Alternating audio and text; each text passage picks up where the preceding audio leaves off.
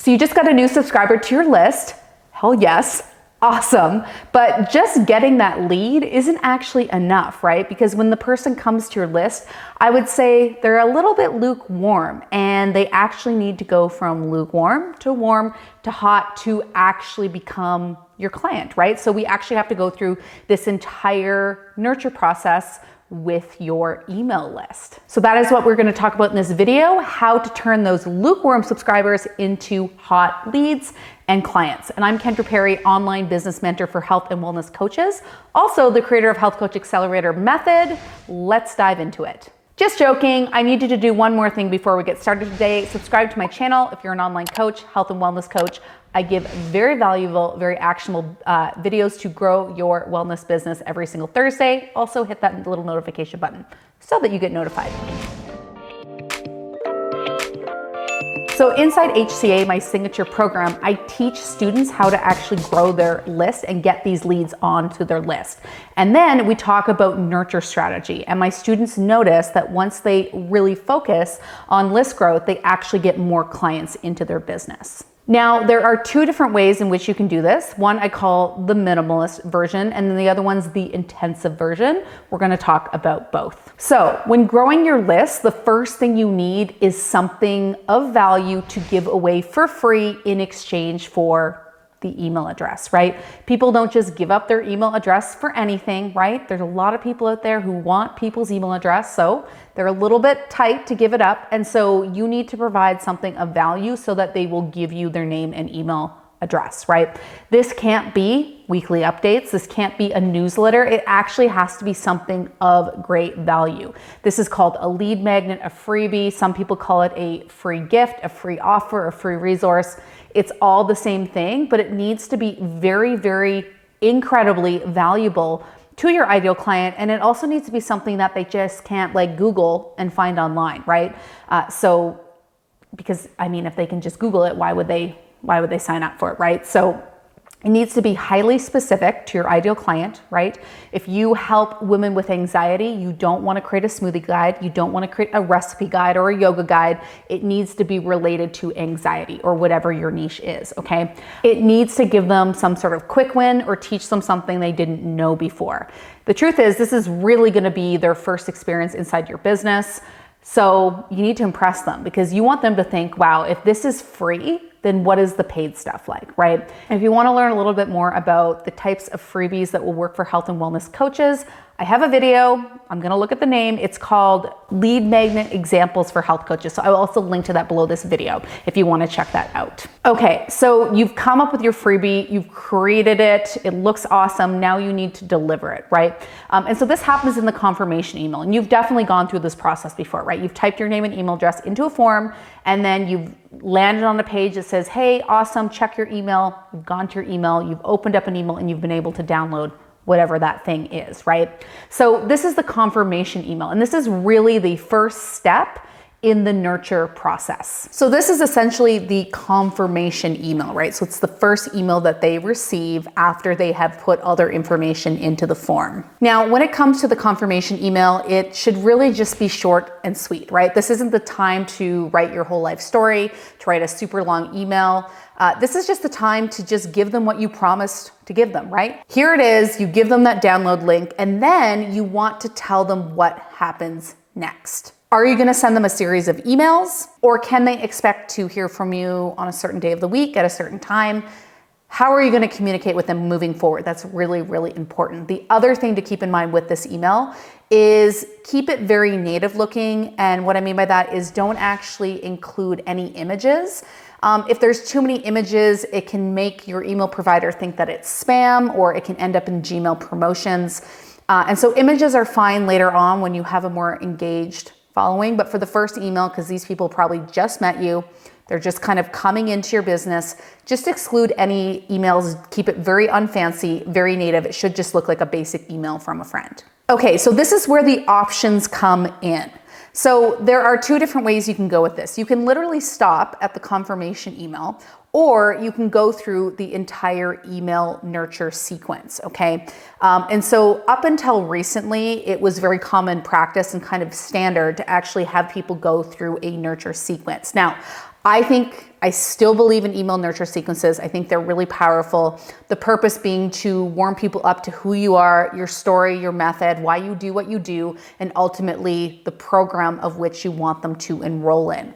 But developing an email nurture sequence takes a lot of time. And I don't want you to procrastinate starting your list in any way, shape, or form. I want you to make your freebie and get it out there immediately. Okay, so while you are developing the email nurture sequence, what you can do is just start with the confirmation email only, okay? But this is not enough to nurture people, right? This isn't enough just giving them the freebie. They are probably not going to be ready to invest in what you have to offer. So what you actually want to make sure you're doing is sending an email out every single week to your list, even if it's tiny, even if you just have 5 to 10 people on that email list. Get into the habit of sending out a weekly email that is very specific to the problem that they have and the problem that you help them with, and provides value. So it can be a tip, it could be a recipe, it could be a story, it could be a client testimonial, it could be a lesson learned, it could be, something that you've learned that you think will help them. Whatever it is, you want to make sure that they're excited and interested to open this email every time you send it. And that's really where the nurture process begins, is in these weekly emails that are incredibly consistent and that they expect from you. And so maybe you send them out every Thursday at 8 a.m. Eastern or something like that. Try to keep it consistent. And that's actually what you're going to tell them in your confirmation email. Your confirmation email. You're going to say, moving forward, you can expect an email from me every Thursday at 8 a.m. Eastern, and this is what is going to be in it. So make sure to keep your eyes open for that. Now, every week might sound like a lot.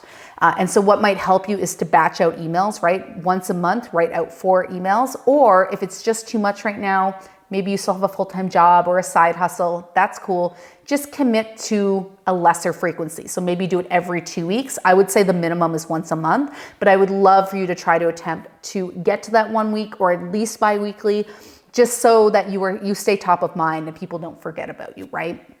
Okay, so that is where you start. That's option 1. And for some people that might be enough. You can definitely test this out.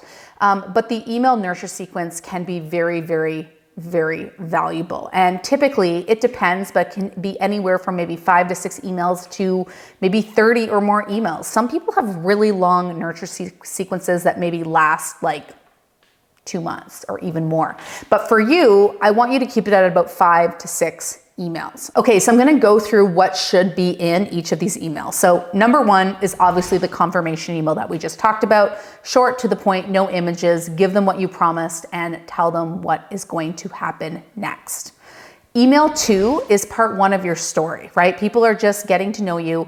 So they want to know a little bit more about you. So tell your story in how it connects to what you're doing now. So what I mean by that, if you help women solve their anxiety, then tell them about your story with anxiety. Most health coaches have a personal story with the problem that they had.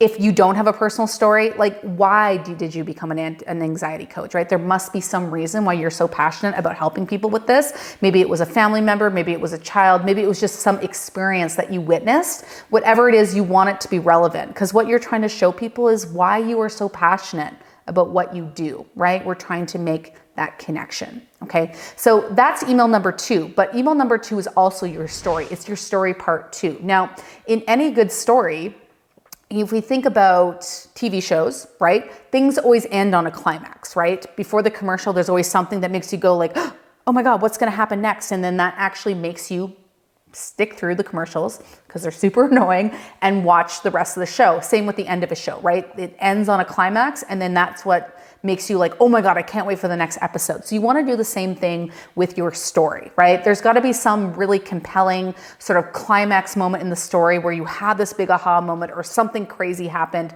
That is a perfect time to end the email on.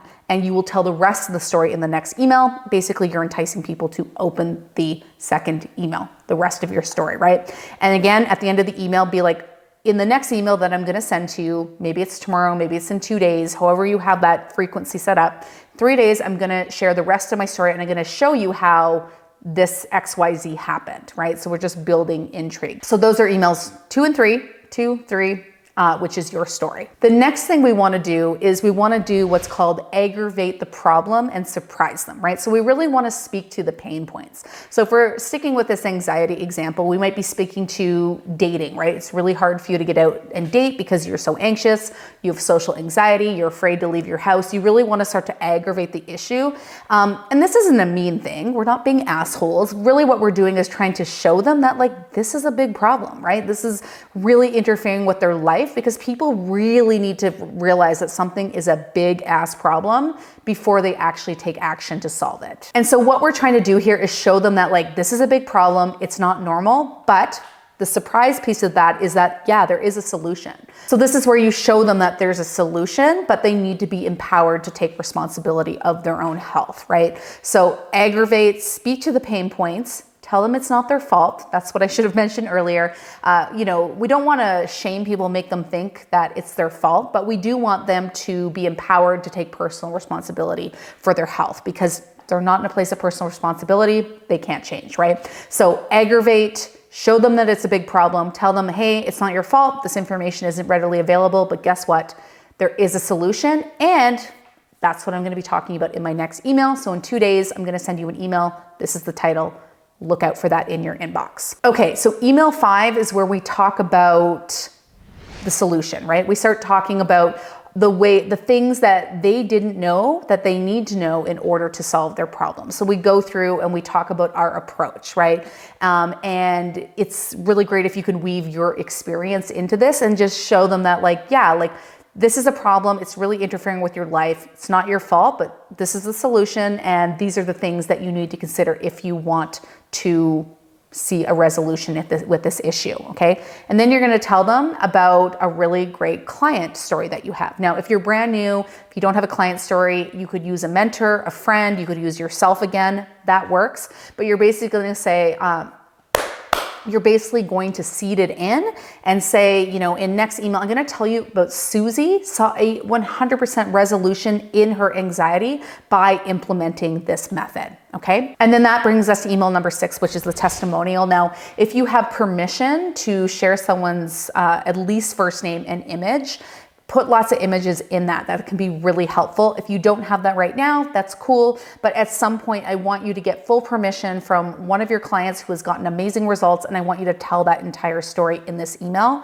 It's very, very powerful. And then finally, what you're gonna say is in the next email, I'm gonna show you how you can have the exact same experience as Susie. And that brings us to the final email, which is the pitch, okay? And this is where you are selling them into something. Now, for a lot of you, this is gonna be your sales call or your discovery call, whatever you're calling that. You're gonna invite them to hop on a call with you to see if they are a good fit for your program. If you have a group program or maybe some DIY course or membership, you're going to push them into that, okay? Now, in this email, it's really important that you focus on benefit and solution. It's really easy for us to want to talk about the features, which is like the 60-minute consult, the Facebook group, the email support, whatever that is. It's not very sexy and it doesn't really sell. That stuff is important, but make sure that when you talk about it, you tell them why it's important and you really paint the picture for what their life could look like once they go through your program, right? So with anxiety, you could say like, imagine being able to walk into a party and feeling confident and not ending up hiding in the corner, feeling incredibly awkward and just ghosting early because, you feel so uncomfortable, right? So really talk about like what their life could look like once they solve their problem. And of course, the solution is your program. Now, if you want to get my full nurture sequence swipe file with that entire template and an entire example of an email nurture sequence, I actually give that to my Health Coach Accelerator students. And there's a good chance that we are launching this program very soon. We launch in spring, winter, fall, and occasionally for summer study. If you want to get on the wait list for the next round of Health Coach Accelerator, I will link the wait list below this video. And if you found this helpful, let me know by liking it, leaving me a comment. You can subscribe to my channel or share it with someone you think will help. So happy nurture sequencing. I hope you have a great day and I'll see you in the next video.